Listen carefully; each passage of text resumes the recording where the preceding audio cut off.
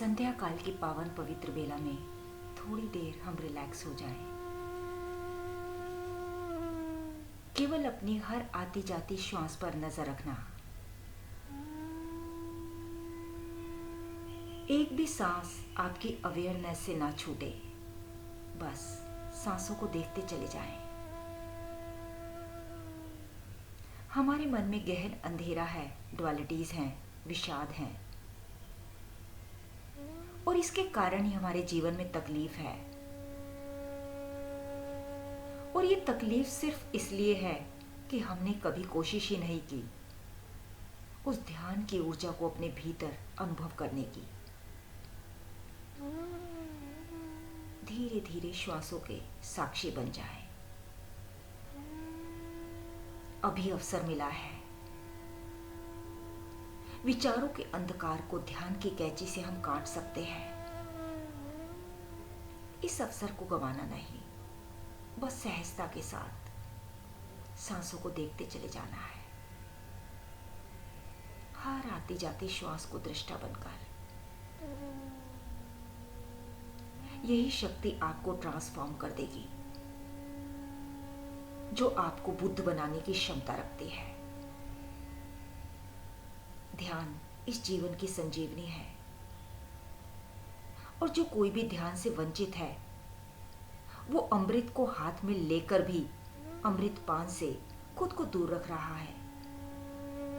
आइए थोड़ी देर इस ध्यान रूपी अमृत का पान करें।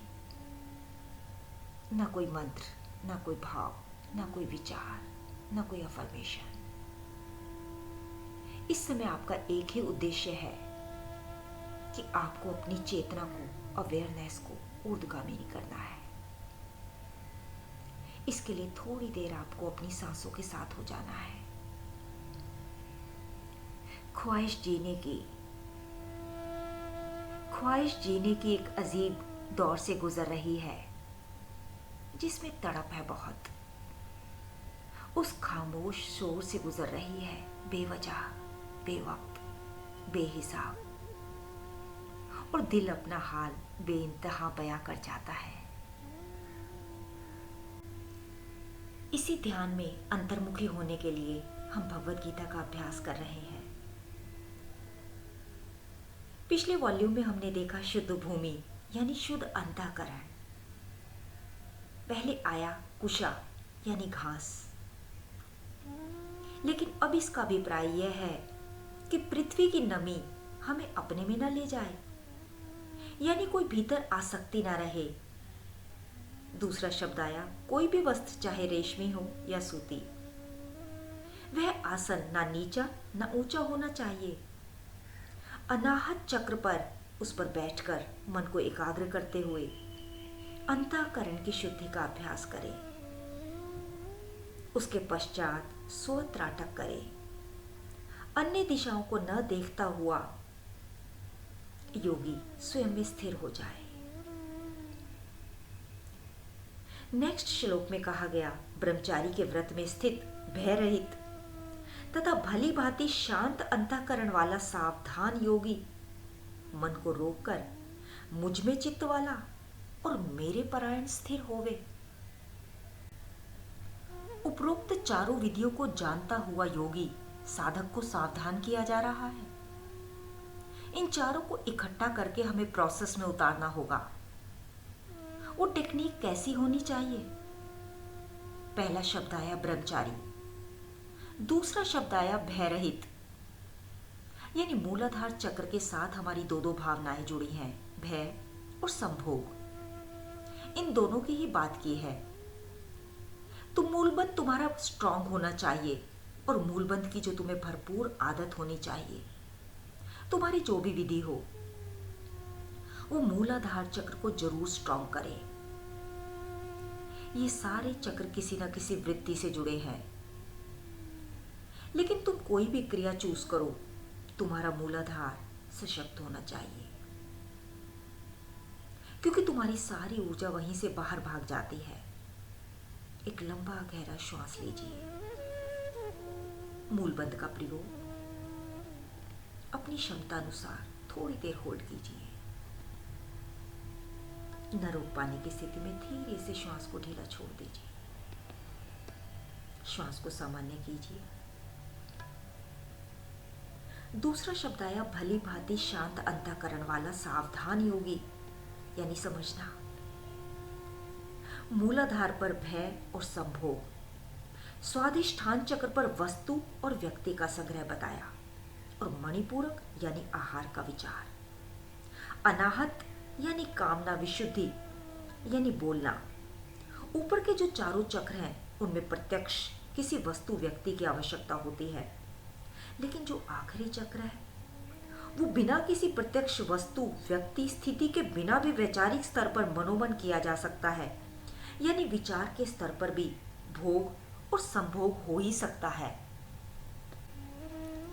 वैचारिक स्तर पर यदि तुम्हें भय लगता है कि अब मुझे कोई बीमारी तो नहीं, या कल क्या होगा, इसके लिए किसी प्रत्यक्ष की जरूरत ही नहीं है, ये तुम्हारा अपना डर है। लेकिन आहार के लिए वस्तु चाहिए, परिग्रह के लिए भी वस्तु चाहिए, कामनाओं के लिए भी कुछ चाहिए, और बोलने के लिए भी कोई चाहिए।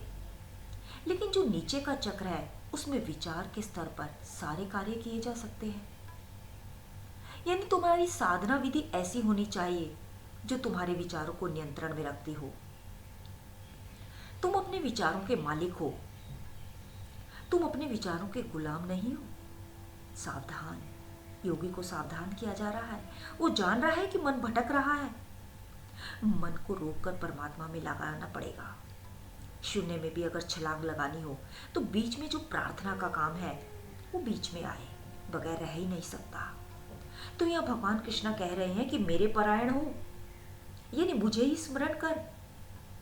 तुम जहां भी भटकते हो तो जो भी तुम्हारे सद्गुरु हैं उनका स्मरण सदैव होना चाहिए। नेक्स्ट श्लोक में कहा गया, वश में किए हुए मन वाला योगी इस प्रकार आत्मा को निरंतर मुझ परमेश्वर के स्वरूप में लगाता हुआ मुझ में रहने वाले परमानंद की पराकाष्ठा रूप शांति को प्राप्त होता है। इस श्लोक में ध्यान का फल बताया गया है।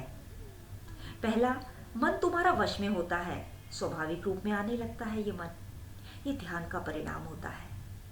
ध्यान रखना, ज्ञान को बटोरने से परमात्मा नहीं मिलता, बल्कि प्रेम को विकसित करने पर परमात्मा मिलता है। पहले आनंद, फिर परमानंद, फिर शांति प्रगटती है।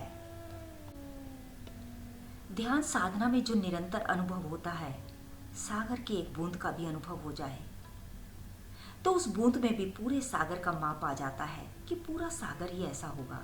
ये बूंद का अनुभव है, आनंद का अनुभव। उस आनंद की निरंतरता बनी रहे, वही है परमानंद। और परमानंद की निरंतरता बनी रहे उसे कहते हैं शांति। यानी अभी तुम्हें यही समझना है कि पूर्ण विश्राम, पूर्ण शांति, यानी स्वयं को स्वयं से देखने का प्रोसेस निरंतर बना रहे। नेक्स्ट श्लोक में कहा गया, हे अर्जुन, यह योग न तो बहुत खाने वाले का, न बिल्कुल न खाने वाले का, न बहुत शयन करने वाले स्वभाव का, और न सदा जागने वाले का ही सिद्ध होता है। क्या तुम्हें लगता है कि कृष्ण ऐसी बातें करेंगे कि न ज्यादा खाओ न कम खाओ, न ज्यादा सो न कम सो? कृष्ण इतनी हल्की बात नहीं कर सकते। खाने का तो सिर्फ नाम लिया गया है, लेकिन इसमें हमारी सारी इंद्रियां आ गई। ना ज्यादा सुनना, न देखना, ना ज्यादा बोलना, ना ज्यादा सोना, न कम सोना, न ज्यादा सुनना। अब तुम कहो कि कितना सुनना है, कितना देखना है? बस इसका मतलब सदगुरु की आज्ञा में रहना है। लेकिन यहाँ इसका और भी गहरा मतलब है। ये 5 बातें आ रही हैं, न ज्यादा खाना, न कम खाना, न ज्यादा बोलना, न ज्यादा देखना, न ज्यादा सोना। जरा ध्यान के साथ इसका संबंध जोड़ो। क्या खाते हो तुम ध्यान में? ध्यान में तुम्हारा आहार क्या है? श्वास, जिसकी बात शुरू में हुई है। वो आहार न ज्यादा ब्रेथ इन होना चाहिए, न ज्यादा ब्रेथ आउट होना चाहिए। तुम बाह्य कुंभक लगाकर बैठ गए हो, वो भी नहीं चलेगा। तुम आंतरिक कुंभक लगाकर बैठ गए हो, वो भी नहीं चलेगा। बैलेंस होना चाहिए। ध्यान में श्वास ही तुम्हारा आहार है। ये बहुत अद्भुत साधना है। न ज्यादा सुनना, न कम सुनना। ध्यान के समय तुम जो भी सुन रहे हो, जब तक तुम्हें आंतरिक संवेदन नहीं हो जाता तब तक सुनो। और जैसे ही तुम्हारा भीतर संवेदन हो जाए, ध्वनि से संपर्क छोड़ दो। ऐसा ना हो जाए कि सुनने में ही रह जाओ, संवेदन आके भी चला जाए। भीतर का संवेदन, उत्साह, उमंग अनुभव होना चाहिए। न कम बोलना, न ज्यादा बोलना। ध्यान में कौन बोलता है? सोचिए जरा। तुम्हारे विचार बोलते हैं, तुम्हारा मन बोलता है। अगर मन बोलता है तो मन को इतना सक्रिय ना हो जाए कि विचारों में खो जाओ तुम, और दूसरी तरफ मन इतना सुस्त और निष्क्रिय भी ना हो जाए कि इस धारा में क्या कहा जा रहा है वो भी ना सुन पाओ। इसलिए मन का एक बैलेंस चाहिए। अगर संवेदन प्रकट गया तो छोड़ दो उस स्थिति को। गाइड करना तुम्हें तब तक है जब तक कि तुम्हें अंदर अंतस में पहुंचा दे। जब भीतर संवेदन हुआ तब तक रहो, फिर बाहर आए, लेकिन दूसरों के विचारों में ना खो जाओ। बाहर आते ही जो गाइड किया गया है उसके साथ जुड़ जाओ। तो ये है बैलेंस। बैलेंस में सुनना। अबे ना अधिक देखना, ना कम देखना। क्या देखते हो तुम ध्यान में? तुम्हारी अपनी कल्पनाएं, तुम्हारे अपने ही विचारों के चित्र। अभी ध्यान तो लगा ही नहीं है, सिर्फ आंखें बंद हुई हैं और तुम पास्ट और फ्यूचर देखना शुरू कर देते हो। तो हमारी जो कल्पनाएं दिखती हैं उन्हें अधिक नहीं देखना। जैसे ही तुम भीतर जागते हो, तुम्हारा फोकस कल्पना से हटकर शरीर के भीतर जहां जहां संवेदन हो रहा है वहां पर आ जाए। अंतिम में न अधिक सोना, न कम सोना। तुम कहते हो ध्यान में कितनी देर सोना है? कोई 5 मिनट सोता है, कोई 20 मिनट सोता है, कोई अंत तक सोता है। कोई कहता है यहाँ जो नींद आई घर पर उतनी नहीं आती। ये भी अच्छी बात है। कम से कम तुम शरीर और मन के तो पार हुए, क्योंकि नींद आती ही तब है जब हम शरीर और मन के पार हो जाते हैं। यहाँ भगवान कृष्ण कह रहे हैं न ज्यादा सोना, न कम सोना। यहाँ से ध्यान विधि प्रोसेस की बात चल रही है। कई बार हम कहते ध्यान में मजा आया, 2 बार, 4 बार, 6 बार किया, फिर ऐसा लगा कि ज्यादा हुआ है, फिर हमने 3 दिन तक ध्यान नहीं किया। यानी आपकी साधना में बहुत ज्यादा गैप नहीं होना चाहिए, यानी अधिक नहीं सोना। और बहुत ज्यादा बार बार भी ध्यान का प्रयोग मत कर लेना। खैर वो तो तुम कर ही नहीं सकते बिना प्यास के। ये सब समझकर ही ध्यान योग में प्रवेश करना है। भगवान कृष्ण यही बता रहे हैं। थोड़ी देर मुदित भाव में अपने भीतर ठहर जाना, अपनी सुरति, अपनी स्मृति में, अपनी अवेकनिंग स्टेट में। नाराज मैं बेशक अब भी हुआ करती हूँ, नाराज मैं बेशक अब भी हुआ करती हूँ। पहले शिकायत करती थी और अब खामोश रहा करती हूँ। जागे रहना अंतस की धारा में। खूबसूरती नजरिए में होनी चाहिए, नजर में नहीं।